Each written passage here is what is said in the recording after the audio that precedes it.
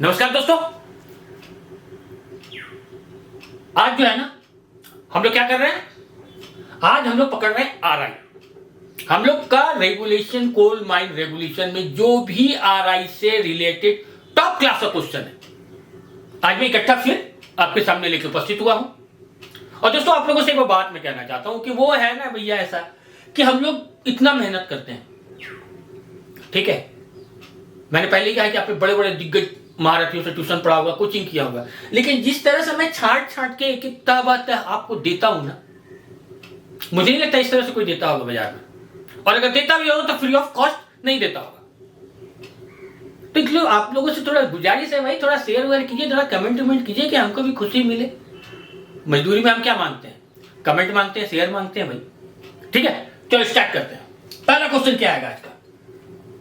पहला क्वेश्चन आएगा कि माइंस में वर्कर को चोट पहुंचने की संभावना वाली आइडेंटिफिएबल घटना जिसे डेंजरस ऑक्यूरेंस, ये समझ लीजिए डेंजरस ऑक्यूरेंस जो है, माइंस में वर्कर को चोट पहुंचने की संभावना वाली घटना जिसे डेंजरस ऑक्यूरेंस कहा जाएगा, तो नोटिस किसको जाएगा? किसको जाएगा भैया? आरआई साहब, रीजनल इंस्पेक्टर साहब को। कहां से? रेगुलेशन नंबर 8 से, ठीक है। अगला क्वेश्चन कि ऑनर एजेंट और मैनेजर ऑथराइजेशन का नोटिस किसको देगा? ऑनर एजेंट या मैनेजर अगर किसी को कोई ऑथराइजेशन का नोटिस देता है तो उसका जो नोटिस है वो कहां जाएगा? रीजनल इंस्पेक्टर को जाएगा। कहां से? रेगुलेशन 32 से जाएगा। अगला क्वेश्चन क्या है कि आरआई द्वारा दिया गया इंजीनियर का ऑथराइजेशन कितने दिन के लिए वैलिड होता है? क्या है? आरआई द्वारा इंजीनियर को दिया गया ऑथराइजेशन कितने दिन के लिए वैलिड होता है? कितने दिन के लिए? 30 डेज के लिए। कहां से? रेगुलेशन 32 से। चलिए आगे बढ़ते हैं।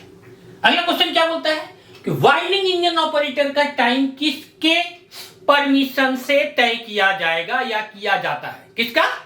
वाइंडिंग इंजन ऑपरेटर का टाइम जो है वो किसके परमिशन से तय किया जाता है? किसके परमिशन से? रीजनल इंस्पेक्टर की।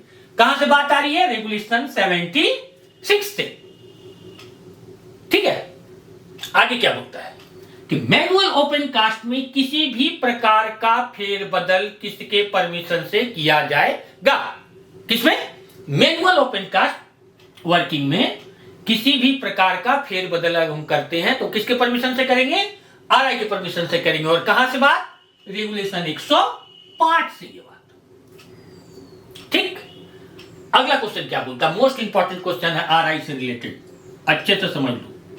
एंगल ऑफ रिपोज के एंगल में किसी भी प्रकार का फेरबदल किसके परमिशन से किया जाएगा? क्या है क्वेश्चन? एंगल ऑफ रिपोज और स्लोप के एंगल में किसके प्रकार का फेरबदल किसके परमिशन से किया जाएगा? किसके परमिशन से? रीजनल इंस्पेक्टर साहब के परमिशन से। कहां से? रेगुलेशन 108 से, ठीक है। आगे बढ़िए। क्या बोलता है? कोड ऑफ ट्रांसपोर्ट रूल का एक कॉपी किसको भेजा जाता है? किसकी बात हो रही है? Code of transport rule. Code of transport rule की एक कॉपी किसको भेजी जाएगी भैया? रीजनल इंस्पेक्टर साहब को। कहां से ये बात? रेगुलेशन 109 से ये बात। आगे, डिप्लेयरिंग ऑपरेशन का परमिशन किससे लेना होता है या कौन देता है? कौन देगा भैया? रीजनल इंस्पेक्टर साहब, रेगुलेशन 112 से ये बात। आगे बढ़ते हैं हम लोग। अगला क्वेश्चन क्या बोलता है कि डिप्लेयरिंग ऑपरेशन में जहां स्टोइंग यानी बालू भराटी का वर्क होता है वहां पर ऑनर एजेंट और मैनेजर हर माह प्रोडक्शन और स्टोइंग का रिपोर्ट किसको देगा भैया? किसको देगा? रीजनल इंस्पेक्टर साहब को देगा। कब? किस से? रेगुलेशन 112 से। और इसमें एक टर्म और याद रख लो, ब्रैकेट में करके लिख लो कि ये जो रिपोर्ट जाएगा वो कब जाएगा? हर महीने के 10 तारीख या उससे पहले। स्टोइंग और बालू भराठी के साथ में डिप्लेयरिंग ऑपरेशन में प्रोडक्शन और स्टोइंग का जो है रिपोर्ट रीजनल इंस्पेक्टर साहब को जाएगा। और कब जाएगा? तो हर महीने के 10 तारीख या 10 तारीख से पहले जाएगा। क्लियर? आगे बढ़ते हैं। क्या बोलता है कि रेगुलेशन 11 क्या है इसमें, डेवलपमेंट वर्क, और रेगुलेशन 12 में क्या है, डिप्लेयरिंग वर्क। तो डेवलपमेंट और डिप्लेयरिंग के दौरान अगर किसी तरह का हम लोग चेंज करते हैं तो किसका परमिशन चाहिए भैया, या क्वेश्चन ये डाल दे कि रेगुलेशन 11, 111 और 112 में अगर किसी प्रकार का हम लोग चेंज करेंगे तो किसका परमिशन चाहिए, किसका चाहिए, रीजनल इंस्पेक्टर साहब का। कहां से ये बात, 114 से ये बात।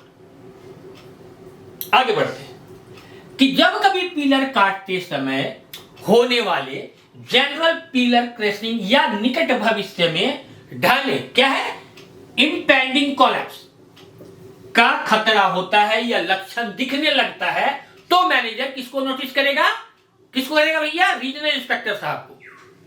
क्या बोल रहा है कि जब कभी पिलर काटते समय होने वाले जनरल पिलर क्रश या निकट भविष्य में इंपेंडिंग कोलैप्स का लक्षण अगर दिखता है मैनेजर को तो वो किसको नोटिस करेगा, वो करेगा रीजनल इंस्पेक्टर साहब को। कहां से, रेगुलेशन 115 से। ठीक है, आगे बढ़ते हैं। क्या बोलता है कि रीजनल इंस्पेक्टर के किस किस रेगुलेशन के अधीन दिए गए आदेश का पालन नहीं किए जाने पर रीजनल इंस्पेक्टर साहब भी क्या करेंगे, ऑनर एजेंट और मैनेजर को नोटिस दे देंगे। भैया बड़ी इंपॉर्टेंट क्वेश्चन है, ध्यान से सुन लो। क्या बोल रहा है कि रीजनल इंस्पेक्टर के किस किस रेगुलेशन के अधीन दिए गए आदेश का पालन नहीं करने पर रीजनल इंस्पेक्टर खुद क्या करेंगे, ऑनर एजेंट और मैनेजर को नोटिस करेंगे। कब करेंगे, रेगुलेशन 105, 106, 111, 112 और 115।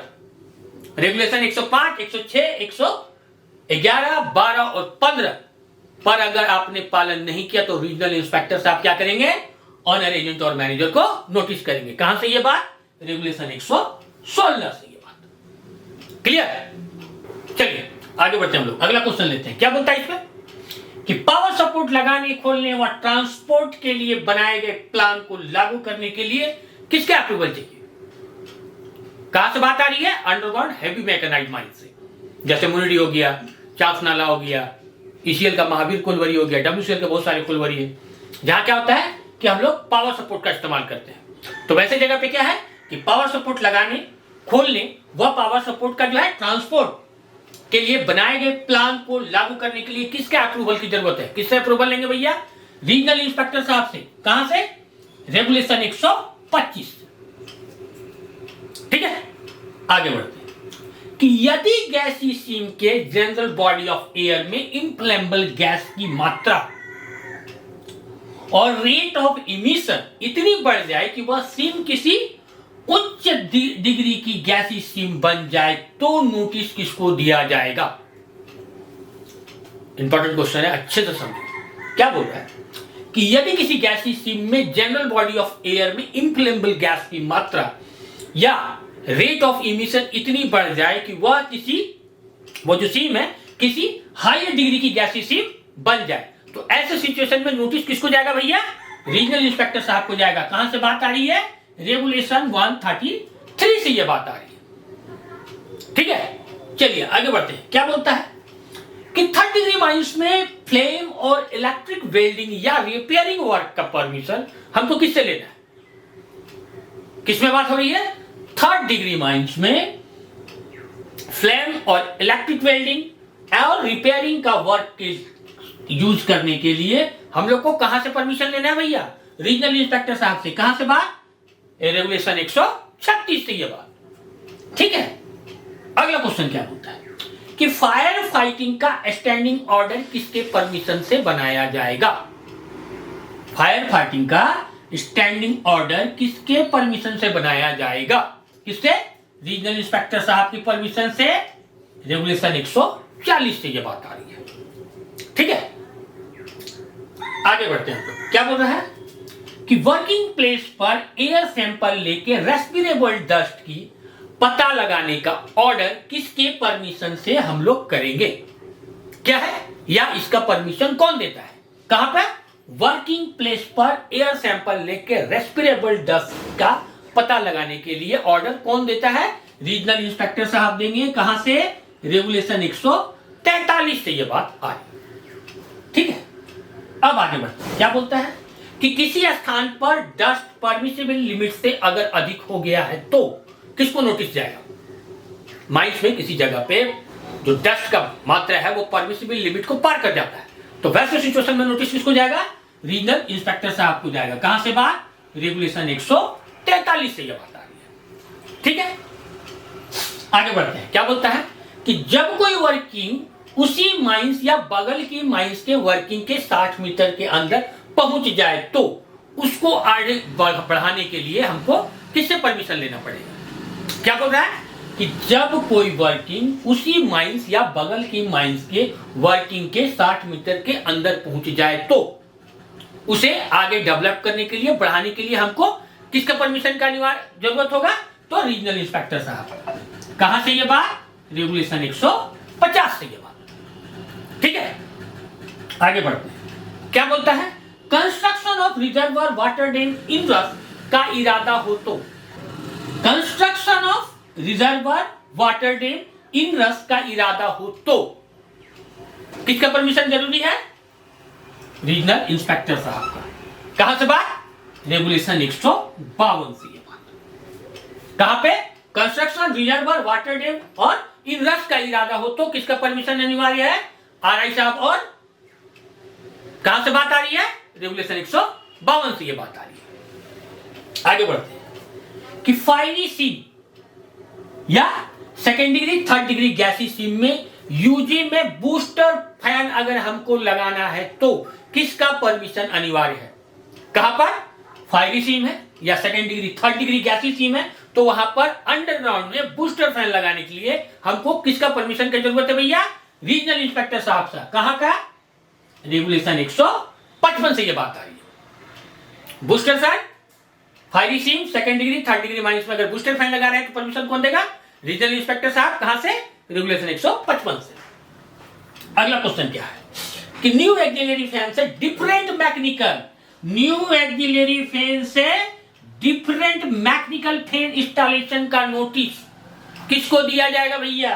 रीजनल इंस्पेक्टर साहब को दिया जाएगा। कैसे दिया जाएगा? स्टैंडिंग ऑर्डर बनाकर दिया जाएगा। न्यू एक्सिलरी फैन से डिफरेंट मैकेनिकल फैन इंस्टॉलेशन का नोटिस किसको दिया जाएगा? रीजनल इंस्पेक्टर को। कैसे दिया जाएगा? स्टैंडिंग ऑर्डर बनाकर। कहां से बात? रेगुलेशन 157 से ये बात। ठीक है, आगे क्या बोलता है कि न्यू वेंटिलेशन डिस्ट्रिक्ट में जांच में अगर इम्प्लेमेबल गैस की मात्रा 1.25% से ज्यादा मिले तो हमको नोटिस किसको देना है? किसको देना है? रीजनल इंस्पेक्टर साहब को देना है। कैसे देना है? फोर्थविथ, तत्काल देना है। कहां से ये बात आ रही है? रेगुलेशन 169 से ये बात आ रही है। चलिए आगे बढ़ते हैं हम लोग। क्या बोलता है अगला क्वेश्चन कि यूजी में ह्यूमिडिटी और एनवायरनमेंट का मेजरमेंट किसके आदेश से की जाती है?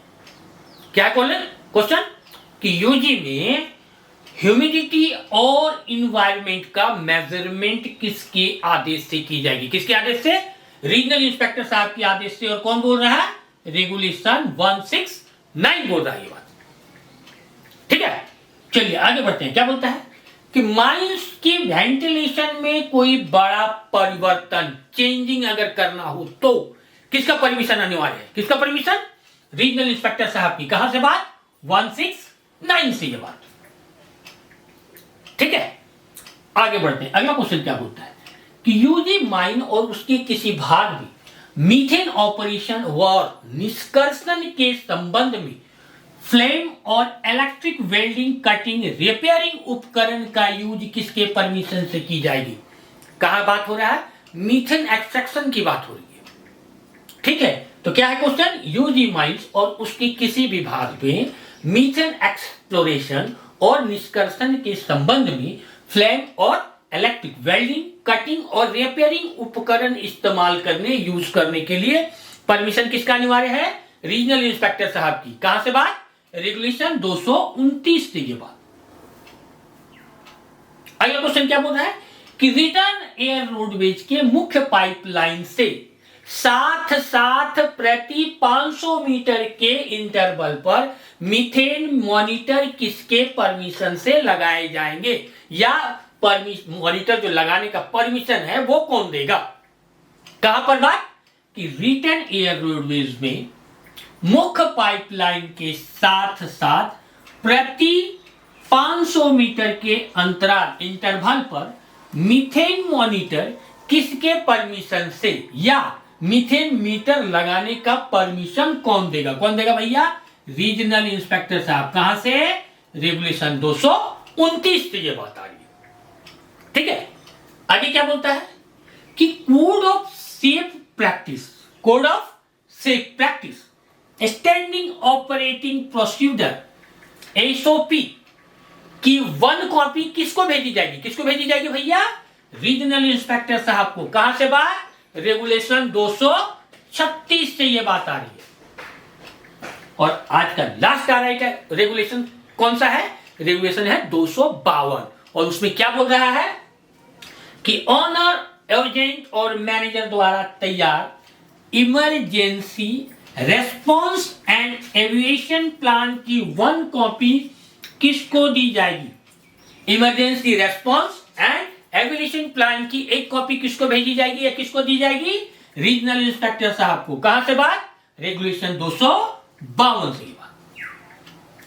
तो भैया आपका सीएमआर 2017 में जो आरआई से संबंधित जो टॉप रेगुलेशन थे, जो जिस तरह का क्वेश्चन दागा जाता है, मैंने टोटल दिया। अब इसके बाद आपके पास आएगा एक छोटा सा वीडियो आएगा कि सीएमआर 2017 में फॉर्म से रिलेटेड कितना क्वेश्चन दाग सकता है। तो भैया ये 14 क्वेश्चन होगा। छोटा सा वीडियो आएगा लेकिन इंपॉर्टेंट वीडियो आएगा जो आप कंफ्यूज करते हैं। मैंने पहले बताया कि मैं प्रेजेंटेशन जो लेके आया ना, वो कंफ्यूजन को ही दूर कर दूंगा मैं, आप फंसिएगा ही नहीं कहीं। बात समझे कि नहीं? इसके बाद आएगा सीएमआर फॉर्म कौन कौन सा है, सीएमआर में कहां कहां लगेगा, ठीक है। और साथ के साथ अब आएगा आपके पास रूल। 215 क्वेश्चन में से आपका रूल स्टार्ट करूंगा मैं, ठीक है। चलते चलते गुजारिश करूंगा कि भैया जरा मेरे चैनल पे ध्यान दीजिए, सब्सक्राइब कीजिए, दोस्तों में शेयर कीजिए, दोस्तों को बताइए। और सबसे बड़ा मेरा जो प्रसाद है, मेरा जो गुरु दक्षिणा है, समझ लो भैया, कमेंट्स जरूर कीजिए, क्योंकि मैं बार बार बोलता हूं आपका कमेंट्स ही ना मेरे अंदर बूस्टिंग का काम करता है, ठीक है। तब तक के लिए धन्यवाद।